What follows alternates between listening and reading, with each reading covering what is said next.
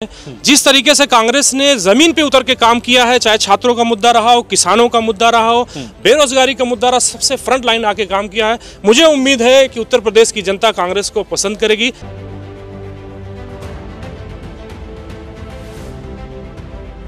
नमस्कार, CIB India news पर अग्नि परीक्षा देख रहे हैं आप। उत्तर प्रदेश में विधानसभा चुनाव हैं, ऐसे में हमारी लगातार कोशिशें हैं कि हम जन नेताओं से बातचीत करें, आम जनता से संवाद स्थापित करें और उनसे समझने की कोशिश करें कि इस बार 2022 के चुनाव में क्या खास है।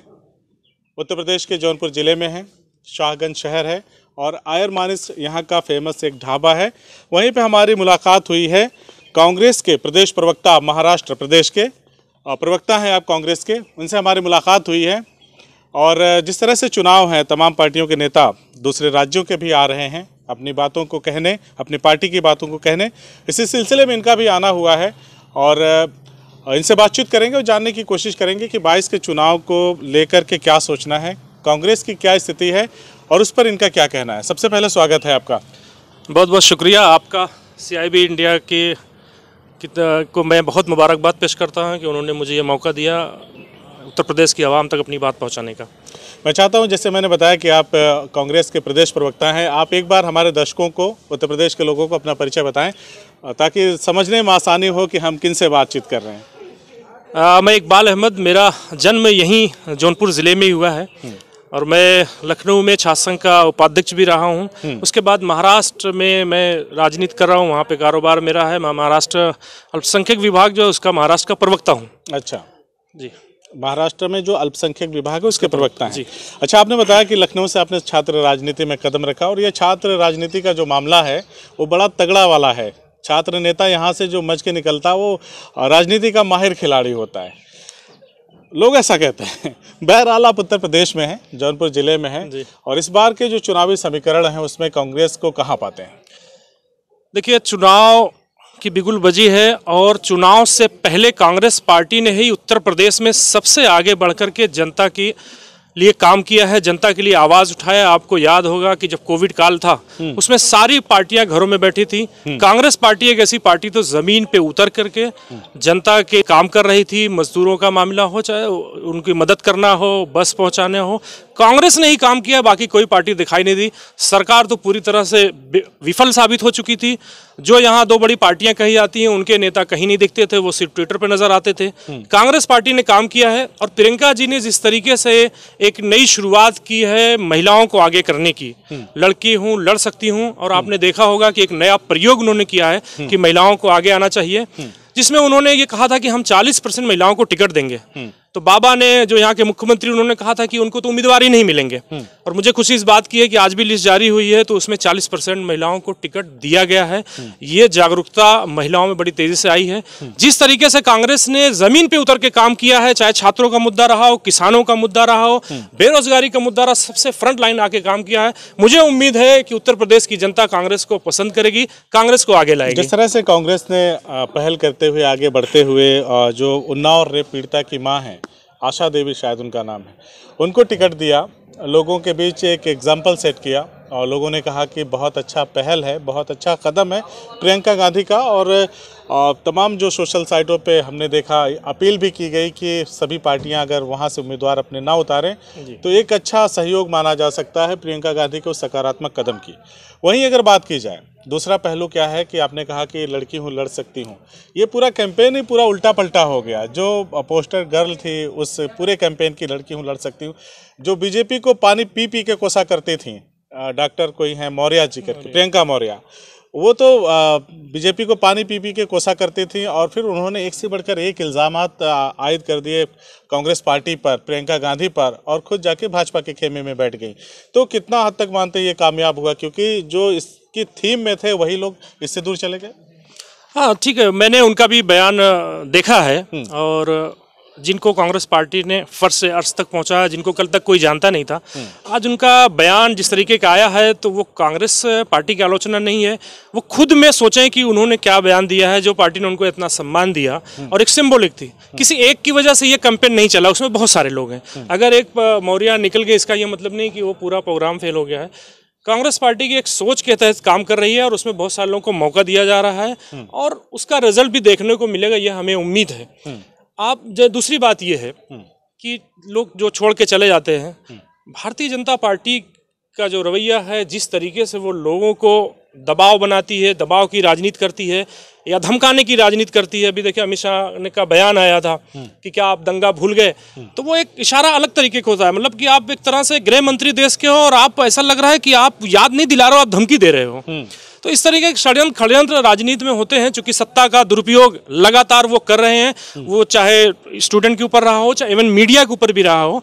समाज के हर दबे कुचले को उन्होंने दबाने की कोशिश की है, तमाम संस्थाओं को उन्होंने जिस तरह से पंगु किया है।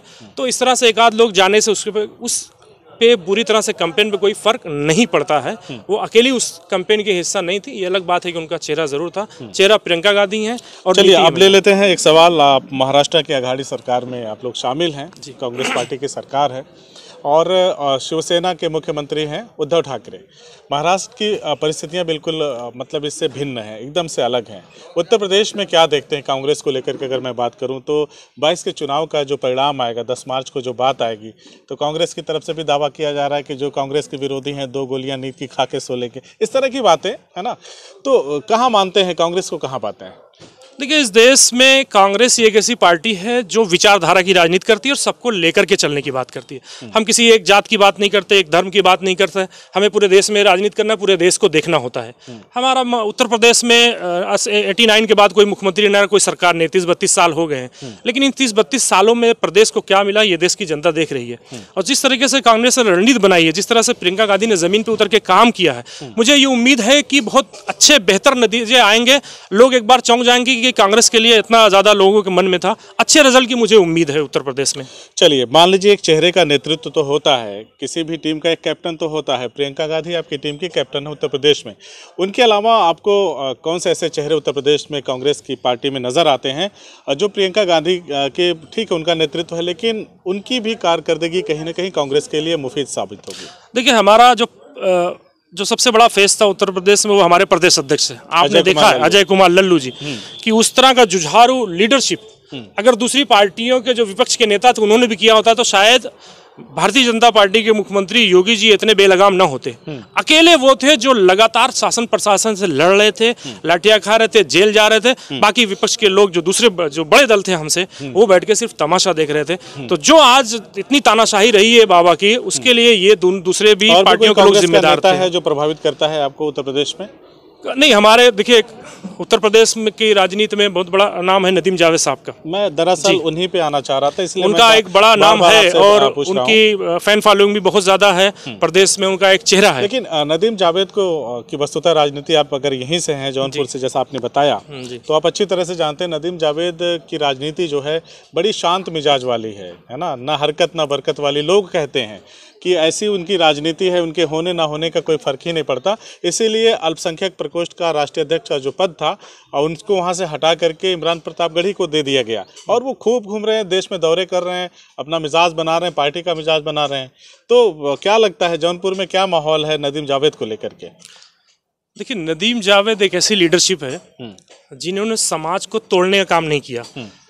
गांव में तो कहा ना हरकत ना बरकत। गांव में 2 पार्टियां कराने का काम नहीं किया, एक को बंद करवा के दूसरे को छोड़ाने का काम नहीं किया। वो शुद्ध रूप से ऐसे लीडर हैं जो लोगों को प्रमोट करना जानते हैं और साफ सुथरी राजनीति करने वाले हैं। उनके ऊपर कोई किसी तरह का केस नहीं, मुकदमे नहीं। दूसरी बात आपने कही कि राष्ट्रीय स्तर की बात है। उनका कार्यकाल 3 साल का पूरा हो चुका था और 3 साल का ही कार्यकाल होता है। दूसरों पार्टी ने अध्यक्ष बनाया था, लेकिन उन्होंने कुछ भी ऐसा नहीं किया जिस तरह से इमरान प्रतापगढ़ी कर रहे हैं, उस तरह से उन्होंने कोई भी काम नहीं किया, पब्लिक में नहीं गए, किसी को कोई पद पे नहीं रखा, किसी को कुछ बनाया नहीं, कुछ बिगाड़ा नहीं। तो आप कहीं ना कहीं कांग्रेस को इसका नुकसान। मैं सिस्टम में काम किया हूँ, शायद आपके पास उतनी अपडेट नहीं आई हो, शायद नहीं आई हो, चूंकि आप पत्रकार वैसे अपडेट रहती है। नहीं, जो बाहरी तौर पर जाहिर तौर पर रिजल्ट है, रिजल्ट की अगर बात करें, अगर वो 0 रहेगा, 0 रहेगा, तो फिर काम क्या हुआ वो बताने की जरूरत नहीं। देखिए, 3 साल का कार्यकाल उनका था जी। जिसमें आप ये देख रहे हैं कि 1-1.5 साल वो कोरोना काल था जिसमें आप घर से कोई निकलने को भी तैयार नहीं था। उसके बावजूद भी उन्होंने पहली बार देश में उन्होंने अपनी एक कमेटी बनाई। इससे पहले माइनॉरिटी डिपार्टमेंट में 6 से 7 लोगों की कमेटी होती थी, सिर्फ कोऑर्डिनेटर होते थे और 2 वाइस चेयरमैन होते थे। उन्होंने पहली बार ऐसा सिस्टम बनाया, पार्टी ने उनको कहा कि आप आज़ाद है, जैसे काम करना चाहे करें। उन्होंने पूरे देश में हर एक स्टेट को एक इंचार्ज बना करके उन्होंने अपने अपने स्टेट में भेजा। सभी स्टेट की बात कर रहा हूँ, इवन उत्तर प्रदेश, महाराष्ट्र, सब जगह है। उसके अलावा उन्होंने देश के अलग अलग हिस्सों में कांग्रेस के बड़े बड़े सम्मेलन कराए, जिसमें मैं खुद आसाम में गया था। सब उतना बड़ा कांग्रेस का सम्मेलन नहीं होता जितना बड़ा उन्होंने अल्पसंख्यक विभाग का सम्मेलन आसाम में किया था। मैं खुद वहाँ गया था। महाराष्ट्र में इसी तरह से, जहाँ चुनाव जो प्रदेश होता था वहाँ पे गए। बंगाल में उनको जिम्मेदारी गई। बंगाल में कांग्रेस की पोजीशन अच्छी नहीं थी, जो पोलराइजेशन इस तरह हो गया था, या बीजेपी या ममता, उसके बावजूद भी वो संगठन की तरफ से उन्होंने बड़े बड़े कार्यक्रम किए। क्योंकि 1.5 साल का जो कोरोना काल था उसमें राहुल जी ने एकदम बोल दिया था कि भाई राजनीति नहीं करना है, समाज सेवा सिर्फ करना है। राजनीति के पास समय नहीं था कि कोई राजनीति करता, जिस तरह के देश के हालात थे। तो ये इल्जाम बेबुनियाद। आज भी जो हमारे चेयरमैन नए बने हैं, जो टीम काम कर रही है वो नदीम जावेद की ही टीम काम कर रही है। अभी कोई नई टीम नेशनल लेवल पे नहीं बनी है। स्टेट में उनके बनाए हुए लोग, खोजे हुए लोग, चूंकि हर स्टेट से मजबूत अच्छे लोग जो ओरेटर बढ़िया हों, जो संगठन में काम करना जानते हो, ऐसे लोगों को उन्होंने चुन करके दिल्ली में बिठाया था। वो आज भी काम कर रहे हैं। तो ये इल्जाम एकदम बेबुनियाद है। अगर मुस्लिम लीडरशिप की बात करें कांग्रेस में, क्या ये मान लें कि नदीम जावेद जैसा नेता, जिस तरह का कद आपने बताया, और गुलाम नबी आज़ाद जैसा नेता, और इस तरह के नेता जो सलमान खुर्शीद साहब जैसे नेता, अगर वो किताब ना लिखते, विवादित एक किताब ना लिखते, तो शायद उनकी चर्चा भी नहीं होती कहीं। तो मुस्लिम जो लीडरशिप जो है कांग्रेस में हाशिए पे जा रही है। देखिए, मुस्लिम लीडरशिप हाशिए पे कभी नहीं जा सकती है।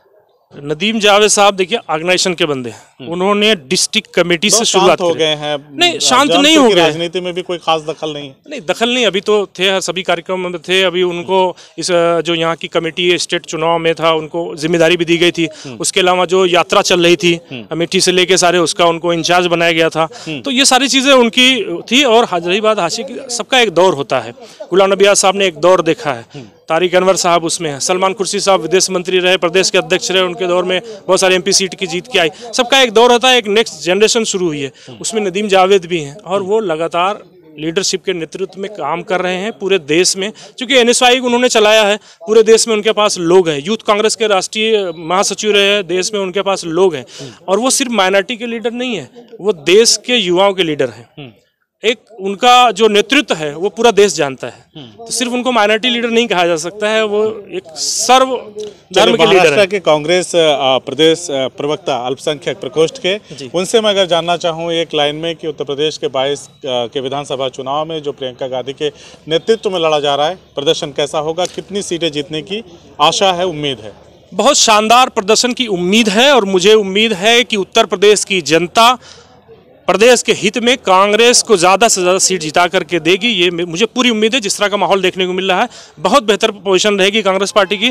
कांग्रेस पार्टी के बगैर कोई भी सरकार बना नहीं सकता है यहाँ पे। और बाबा तो का जाना तय है, ये पूरी तरह से तय हो चुका है उत्तर प्रदेश में। बाबा का जाना तय है। खैर चलिए, कौन जाएगा कौन आएगा ये तो वक्त ही बताएगा। यह है उत्तर प्रदेश की सियासत। 2022 के विधानसभा चुनाव करीब हैं। महाराष्ट्र कांग्रेस के अल्पसंख्यक प्रकोष्ठ के प्रदेश प्रवक्ता से हमने बातचीत किया। उन्होंने बेबाकी से हमारे हर एक सवाल का जवाब दिया। आगे भी ये सवालों और जवाबों का सिलसिला बदस्तूर ऐसे ही जारी रहने वाला है, क्योंकि ये उत्तर प्रदेश का चुनाव है और जनता के मुद्दों की बात हम जन नेताओं से जरूर करेंगे। हमसे बातचीत करने के लिए बहुत बहुत शुक्रिया आपका। बहुत बहुत शुक्रिया आपका भाई, बहुत बहुत शुक्रिया।